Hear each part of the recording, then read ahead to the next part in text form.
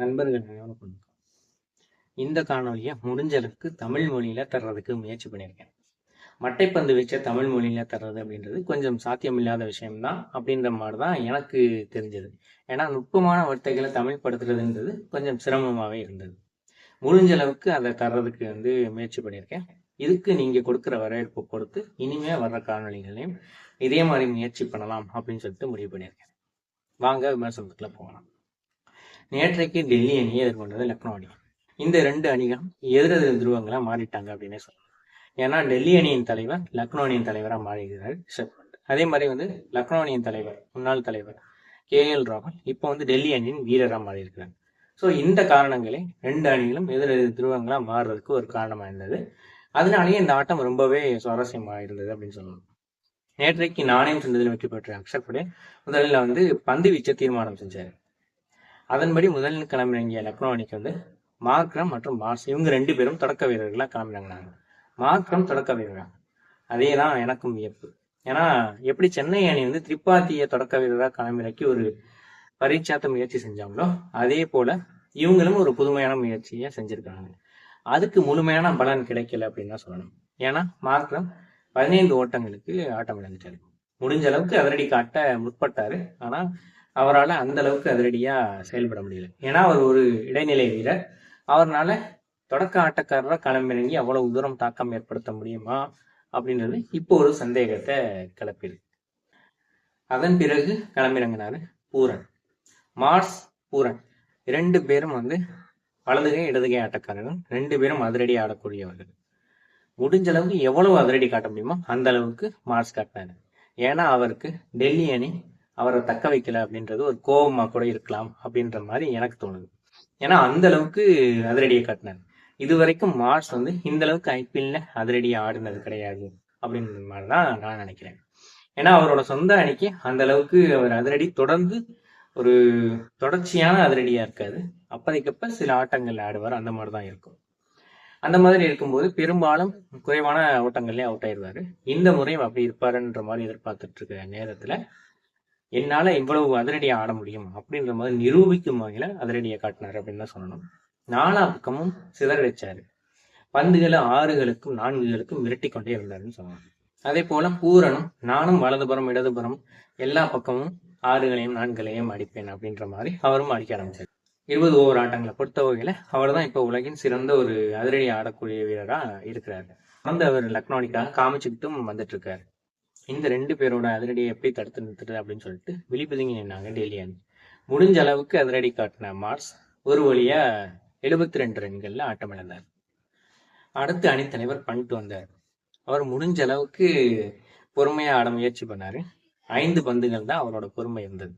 6வது பந்து 6 அடிக்க முற்பட்டு 6வது வடுவா ஆட்டம் இழந்தார். அதன் பிறகு நிக்கோலஸ் பூரன் அவர் தன்னோட ருத்ரதாண்டவத்தை நிறுத்தவே இல்லை.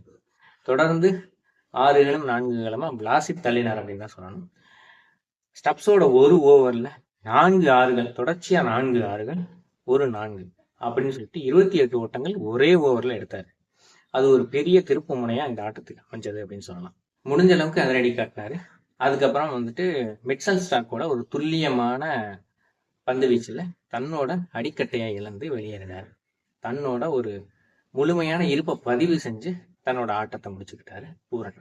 அதன் பிறகு டேவிட் மில்லர் அவர் முடிஞ்ச அளவுக்கு பொறுமையா நின்னாரு.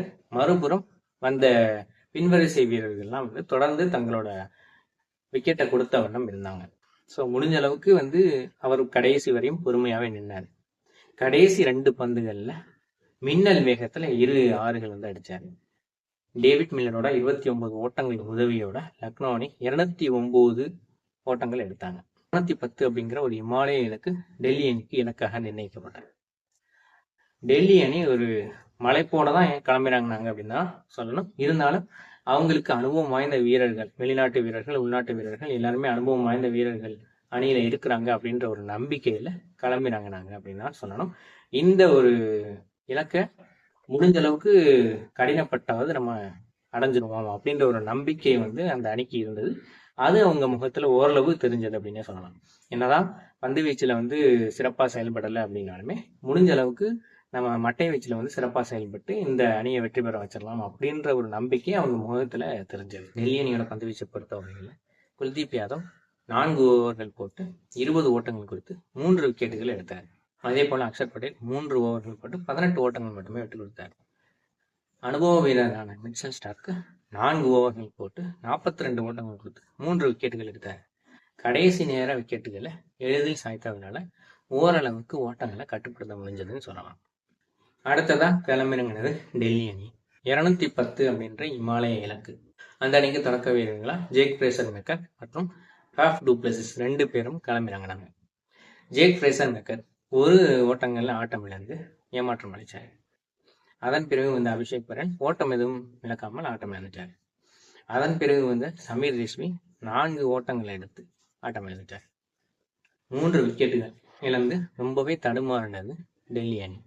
அதன் பிறகு அணித்தலைவர் அக்ஷர் பட்டேல் அனுபவ வீரர் ஃபாஃப் டு பிளெசிஸோட இணைந்தார்.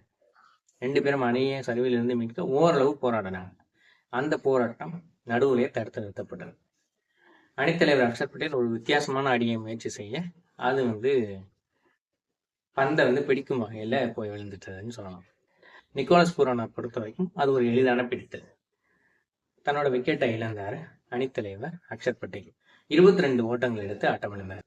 அதன் பிறகு ஸ்டப்ஸ் அப்புறம் டு பிளஸஸ் இவங்க 2 பேரும் இணைஞ்சு ஆட ஆரம்பிச்சாங்க. ஓரளவு சிறப்பாகவே ஆடிட்டு இருந்தாங்க.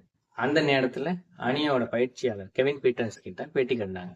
அப்போ அவர் வந்து சொல்லிட்டு இருந்தாரு, 2 பேரும் அனுபவம் வாய்ந்த வீரர்கள், இவங்க 2 பேரும் அணியை வெற்றியை நோக்கி அழைத்து செல்வாங்க அப்படின்ற மாதிரி சொல்லிட்டு இருந்தாரு. அந்த சொல்லிட்டு இருந்த நேரத்திலேயே டு பிளஸஸ் ஆட்டம் இழந்தார். 6 ரன்கள் அடிக்க முற்பட்டு 29 ரன்கள்ல ஆட்டம் இழந்தாரு டு பிளஸஸ். அடுத்து வந்தாரு தாக்கம் ஏற்படுத்தும் வீரரா அசுதோஷ் சர்மா. அசுதோஷ் சர்மா அப்புறம் ட்ரைஸ்டன் ஸ்டப்ஸ் இவங்க 2 பேரும் வந்து இணைந்து ஆட ஆரம்பிச்சாங்க. அவங்களும் ஓரளவு சிறப்பான பங்காளி ஆட்டத்தை கொடுத்தாங்கன்னு சொல்லலாம். பொறுமையா ஆடிட்டு இருந்த அசுதோஷ் சர்மா அதே நேரத்தில் அதிரடி காட்ட ஆரம்பிச்சாரு ட்ரைஸ்டன் ஸ்டப்ஸ். முடிஞ்ச அளவுக்கு தன்னோட அதிரடியை எவ்வளவு தூரம் சிறப்பா ஆட முடியுமோ அந்த அளவுக்கு சிறப்பாக ஆடினாரு ட்ரைஸ்டன் ஸ்டப்ஸ். 22 பந்துகள் 34 ஓட்டங்கள் எடுத்த ட்ரைஸ்டன் ஸ்டப்ஸ் ஒரு அழகான பந்து வீச்சில் சித்தார்த்தோட சூழல்ல வீழ்ந்தார். முக்கியமான மட்டை வீச்சாளர்கள்லாம் ஆட்டம் இழந்துட்டாங்க. ஒரே ஒரு முக்கியமான மட்டை வீச்சாளர் அசுதோஷ் சர்மா மட்டும்தான் இருக்காரு. அதுக்கப்புறம் விப்ரஜ் நிகாம் அப்படின்னு சொல்லிட்டு இது வரைக்கும் பெருசா அறிமுகம் இல்லாத ஒரு வீரர், ஆனா அவர் வந்து மட்டையை நல்லா வீசுவார் அப்படின்ற மாதிரியான ஒரு கருத்து நிலவுச்சு.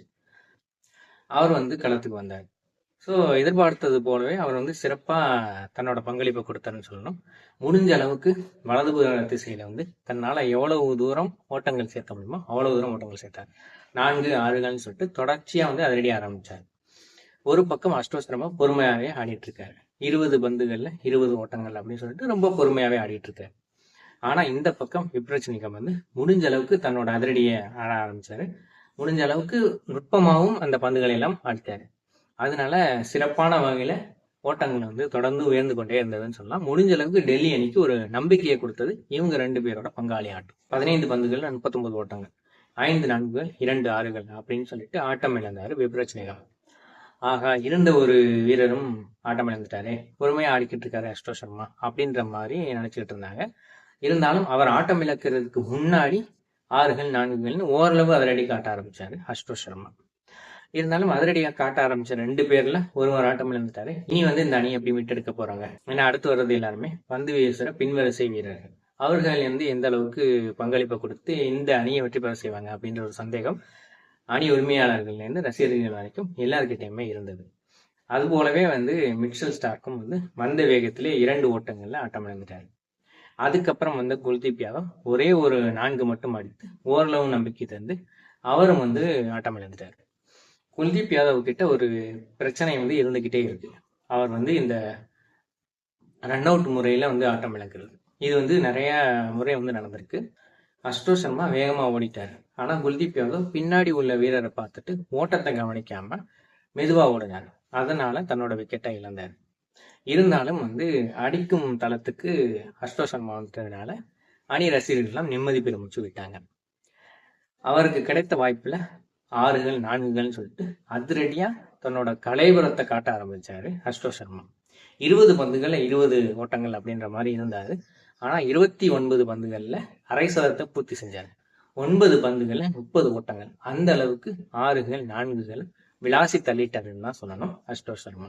இறுதியில கடைசி ஓவர் 6 பந்துகள்ல 6 ஓட்டங்கள் வேணும். ரொம்ப பரபரப்பு, ஆட்டத்துல தொத்திக்கிட்டது அப்படின்னே சொல்லணும். ஏன்னா அடிக்கும் முனையில மோஹித் சர்மா இருக்கார். அவர் ஒரு பந்து வீச்சாளர். அவர் எந்த அளவுக்கு சிறப்பாக செயல்படுவார்ன்ற ஒரு சந்தேகம், ஒரு படபடப்பு எல்லாமே தொற்றிக்கொண்டது ரசிகர்கள் மத்தியில். அதே போல இறுதி ஓவரின் முதல் பந்திலேயே தான் எதிர்கொண்ட முதல் பந்திலேயே பெரும் தடுமாற்றத்தை தந்தார் மோஹித் சர்மா. இறுதியில் வந்த பந்தை பிடிச்சு அடிக்கட்டையை அடிச்சு மோஹித் சர்மாவை ஆட்டமிழக்க செஞ்சிருக்கலாம். ஆனா அந்த ஒரு வாய்ப்பை தவற விட்டாரு. இருந்தாலும் கால்காப்பு முறையில் ஆட்டமிழக்க செய்யணும்னு சொல்லிட்டு நடுவர்கிட்ட முறையிட்டாங்க லக்னோ அணி. இருந்தாலும் திரும்ப ஒளிபரப்பு செய்து பார்க்கப்பட்டதுல அந்த பந்து அடிக்கட்டையை தொடாம விலகி சென்றது. தொடர்ந்து ஆடும் வாய்ப்பை பெற்றாரு மோஹித் சர்மா. அடுத்த பந்துல அவசரமா ஓட்டம் ஓடி எதிரணியை வாட்டமாக்கிட்டாரு மோஹித் சர்மா. அடுத்த பந்து 3வது பந்து. 4 பந்துகள்ல 5 ஓட்டங்கள் வேணும். அடிக்கும் முனையில இருக்கிறது அசுதோஷ் சர்மா. 3வது பந்து வீசப்பட்டது. அபாரமான ஒரு 6. அந்த 6 அடிச்சு அணியோட பயிற்சியாளர் பீட்டர்சனை நோக்கி அவரை மாதிரியே செய்கை காமிச்சு அந்த வெற்றியை கொண்டாடுறாரு அசுதோஷ் சர்மா. உண்மையான ஒரு தாக்கம் ஏற்படுத்தும் வீரர் அப்படின்னு தான் சொல்லணும். ஏன்னா தாக்கம் ஏற்படுத்தும் வீரரா நிறைய பேர் வராங்க. எல்லாரும் அந்த அளவுக்கு பெரும் தாக்கத்தை ஏற்படுத்துறாங்களா அப்படின்னு கேட்டா நிறைய முறை அந்த மாதிரி நடக்கல அப்படின்னு தான் சொல்லணும். ஆனா தாக்கம் ஏற்படுத்தும் வீரரா முழுமையான தாக்கத்தை ஏற்படுத்துறாருன்னு சொல்லலாம். ஏன்னா மும்பை அணிக்கு கூட தாக்கம் ஏற்படுத்தும் வீரரா விக்னேஷ் புத்தூர் வந்தாரு. அவர் ஓரளவு தாக்கத்தை ஏற்படுத்தினாரு. இருந்தாலும் அது அணியை வெற்றி பெறும் அளவுக்கு கொண்டு போகல. ஆனா இந்த முறை அசுதோஷ் சர்மா தாக்கம் ஏற்படுத்தும் வீரரா வெற்றியே கையில கொடுத்திருக்கிறாரு. போன முறை பஞ்சாப் அணிக்காக 2-3 முறை இந்த மாதிரி கிட்டக்க வரையும் கொண்டு போனாரு வெற்றிக்கு. சஷாங்க் சிங் அண்டு அசுதோஷ் சர்மா இவங்க 2 பேரும் இணைந்து முடிஞ்ச அளவுக்கு வெற்றியை பெறணும் அப்படின்ற மாதிரி ரொம்பவே போராடினாங்க. அதுல ஒரு சில முறை அவங்களால வெற்றி பெற முடியல. ஆனா இந்த முறை சஷாங்க் சிங்கை மட்டும் பஞ்சாப் அணி தக்க வச்சுக்கிட்டாங்க. இவரை வெளிவிட்டுட்டாங்க. ஆனா சிறப்பான ஒரு அணிக்கு வந்திருக்கிற அசுதோஷ் சர்மா இந்த அணியில தன்னால எந்த ஒரு தாக்கத்தை ஏற்படுத்த முடியுமோ அந்த ஒரு தாக்கத்தை ஏற்படுத்தி இருக்காரு அப்படின்னு தான் நான் நினைக்கிறேன். இந்த ஒரு ஆட்டத்தின் மூலமா இந்திய அணியோட 20 ஓவர் அணிக்கதவை நல்லாவே பலமா தட்டியிருக்காரு அப்படின்றதுதான் நான் கருதுறேன். லக்னோ அணியை பொறுத்தவரை சர்துல் தாக்கூர், ரவி பிஷ்னாய், மணிமாறன் சித்தார், திக்வேஸ் 4 பேரும் 2 பேரை ஆட்டமிழக்க செஞ்சாங்க. இருந்தாலும் பெரிய அளவுக்கு அவங்க வெற்றி பெற அளவுக்கு ஒரு தாக்கத்தை ஏற்படுத்த முடியல அப்படின்னு தான் சொல்லணும். சர்துல் தாக்கூர் மட்டை வீச்சுல தன்னால தாக்கத்தை ஏற்படுத்த முடியல அப்படின்னாலும் பந்து வீச்சுல ஓரளவு சிறந்த தாக்கத்தையே ஏற்படுத்தி இருக்காரு அப்படின்னு தான் சொல்லணும்.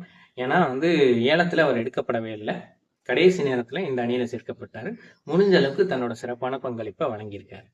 சிறப்பாக ஆடி 66 ஓட்டங்கள் எடுத்த அசுதோஷ் சர்மா ஆட்ட நாயகனா தேர்ந்தெடுக்கப்பட்டார்.